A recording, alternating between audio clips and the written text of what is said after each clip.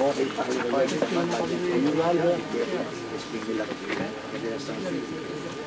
Et peut-être sur place, c'est vrai qu'ici, il y a eu peut-être des centaines d'exécutions dans le bunker ici, par les SS.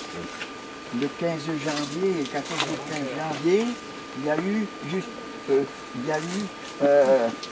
comment dire, une rébellion des prisonniers qui étaient dedans. Il y avait une quinzaine de prisonniers qui savaient qu'ils allaient aller à la potence. Hein. Et ils ont essayé de s'évader. Ils ont ouvert quelques cellules. Hein, et il y en a, tout de suite, les SS ont tiré, ils en ont tué une bonne partie, mais il y en a 5 qui étaient sortis, qui ont pu sortir et partir dans le camp. Évidemment, tout de suite après, ils ont mis les chiens pour les retrouver. Ils les ont retrouvés. Ils les ont tous retrouvés avec les chiens, avec les chiens de... Hein, avec le flair. Le flair, hein, ils les ont retrouvés. Hein.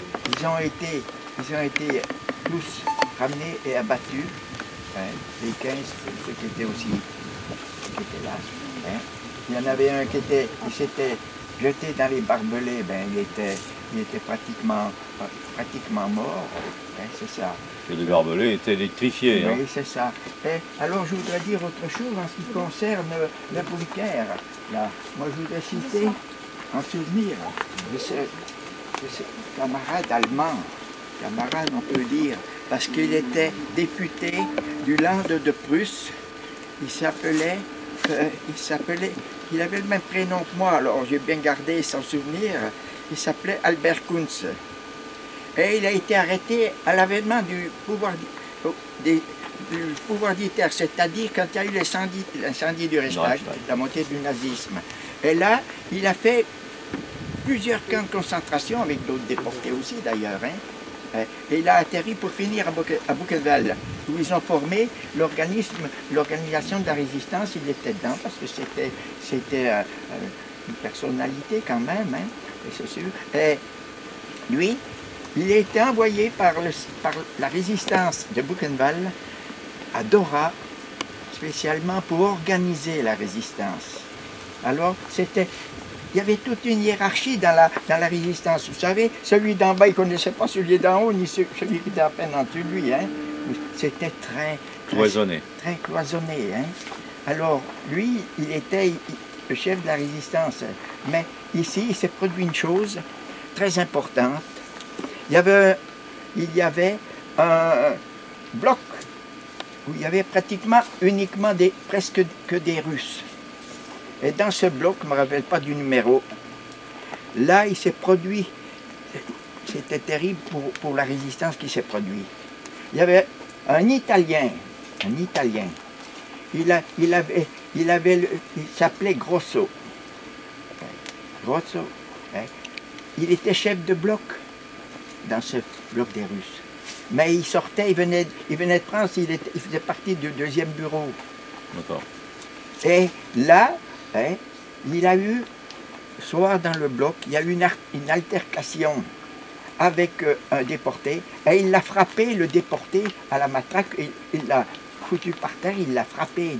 Hein. Alors là, les soviétiques sont intervenus, les déportés soviétiques s'en sont pris à lui, et puis l'ont...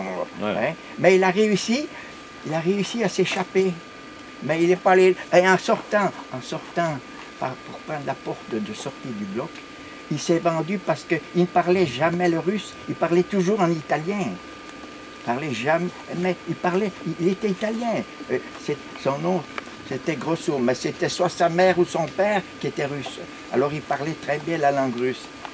Exact. Je ne connaissais pas cette histoire, c'est nouveau, j'apprends toujours quelque chose. Oui, et là il est parti, ils sont partis derrière lui pour le rattraper, mais comme c'était pas bien loin, il a réussi à franchir, d'aller jusqu'au rapport Führer, c'est-à-dire à l'entrée du camp, là, et puis il est rentré par les SS, là, et tout s'est découvert à ce moment-là. Alors là, à ce moment, la résistance a été complètement anéantie. Parce qu'elle était cloisonnée, il y avait une résistance qui s'était formée assez importante, mais là, la résistance a été complètement désarticulé, hein, c'est ça. Et justement, en ce qui concerne les déportés, il y a eu beaucoup d'exécutions ici, notamment évidemment au mois de janvier 45.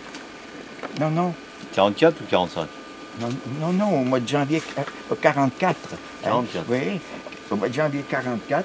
Hein, Albert Kuntz et d'autres déportés importants, des Polonais, des Tchèques, qui ont été exécutés ici. Hein. Et là, justement, ils l'ont exécuté.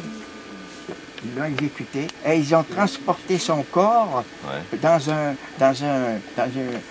couverture au fond crématoire. Et une particularité très importante de la déportation d'Albert Kuntz, il correspondait avec sa femme, mais évidemment toutes les correspondances étaient vraiment lues et censurées. Alors il ne pouvait pas écrire ce qu'il voulait, mais ils avaient quand même avec sa femme des termes bien spéciaux pour exprimer certaines choses, un code, hein, justement. Et il a écrit 200 pendant sa déportation, depuis 1933 au début 45, là, il a écrit 238 lettres à sa femme. J'ai le livre ici. J'ai le livre, pas ici, mais chez moi, j'ai acheté le livre en allemand. Là. Alors, c'est des lettres qu'il raconte. Mais il ne raconte pas grand-chose sur sa vie.